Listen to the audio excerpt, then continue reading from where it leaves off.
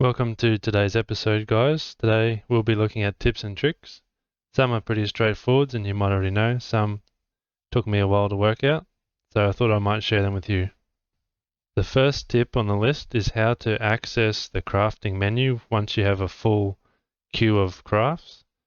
This is handy if you want to check if you have things available or if you want to rush them and you want to check if you have enough resources to start the next one immediately. So what you do is you click on the craft icon there, and this little icon here with the little green arrow, you click on that, and that will take you to the crafting menu where you can just check whatever you want, see what's available, and if you have the resources to check the next one, and away you go. Pretty straightforward, but it took me a long time to work that out, so I thought, why not share it with you guys? My second tip is not to use gems to upgrade your crafts from this menu, because as you can see, it costs 10 gems to upgrade to a flawless. But if we go to the market to check it out, you'll find that the market, you should be able to buy it a lot cheaper than that.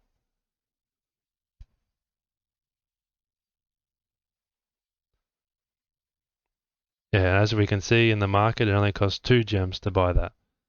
So if you want to save some gems and get the equipment you need, just buy it on market. It's usually a lot cheaper than upgrading your existing crafts. Tip number 3 is to always have your furniture upgrading.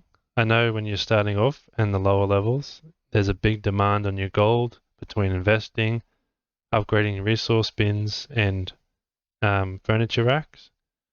But if you can always have something upgrading in your shop, it'll pay off later on in the late game. Because as you can see, this rack has got 9.5 hours left on it. But if you go to this one to upgrade it to level 14, you're looking at 3 days, and after that, 3.5 days.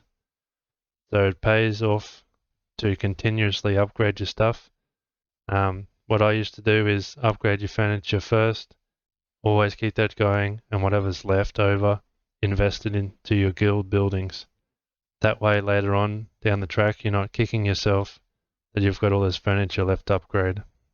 Tip number 4 is mainly aimed at free-to-play players, but also to royal merchants. I encourage you to save your consumables for the events because they're so hard to get sometimes. So keep your stamina drinks, your phoenix feathers, your especially your mega power boosters for the Tower of Titans, golden compasses and compasses, loot bugles for Lost City of Gold, and repair kits are so valuable to free-to-play players. So if you keep all those and only use them for the events, then you'll be able to participate to your fullest potential, and you should never run out. When I was free to play for a while, I only used them on events and I never run out. In saving it for events, then you're getting a lot more rewards and helping your guild out to finish those as quickly as possible as well. When you're crafting, try to use blueprints of the different resources, the 4 different resources.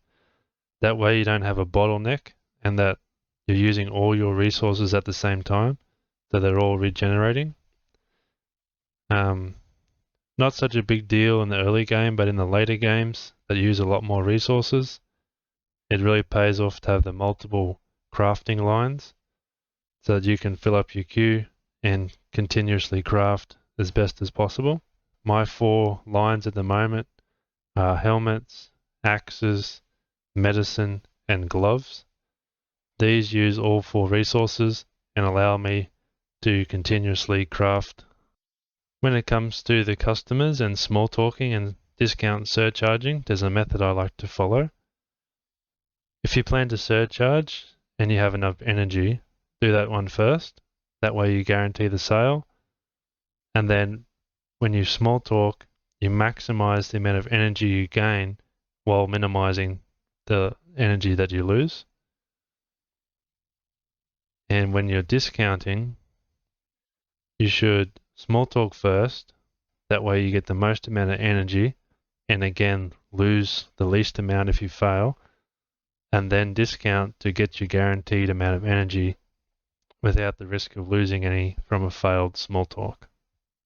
Sometimes through crafting and questing, especially with Paulownia, you'll get a build-up of fodder items, and sometimes your inventory will be full and you wish to destroy them. Well, how do you go about doing that? You open up your inventory, click on that little eye icon, and then you'll see this red bin icon. You just click on that, and you select the amount of items you wish to destroy.